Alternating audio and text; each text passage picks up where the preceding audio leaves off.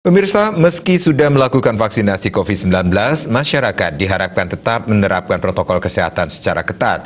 Masyarakat diimbau tidak boleh abai terhadap penerapan prokes.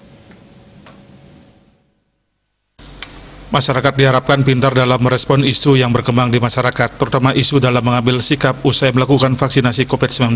Ketua ID Cabang Denpasar menyarankan kepada masyarakat untuk tetap menerapkan protokol kesehatan secara ketat meski sudah melaksanakan vaksinasi COVID-19. Jadi saat ini berkembang isu di masyarakat bahwa saya sudah vaksin, berarti saya sudah kebal dari virus. Perlu saya tekankan bahwa memang efikasi ataupun manfaat vaksin ini untuk mencegah itu kan terakhir datanya itu di angka 70%. Jadi masih ada kemungkinan tertular gitu, ya kan? Nah, Bapak Presiden pun juga sering menyebutkan bahwa vaksinasi jika tidak dibarengi oleh protokol kesehatan itu tidak akan bermanfaat. Nah, lalu pertanyaannya muncul, terus buat apa vaksinasi?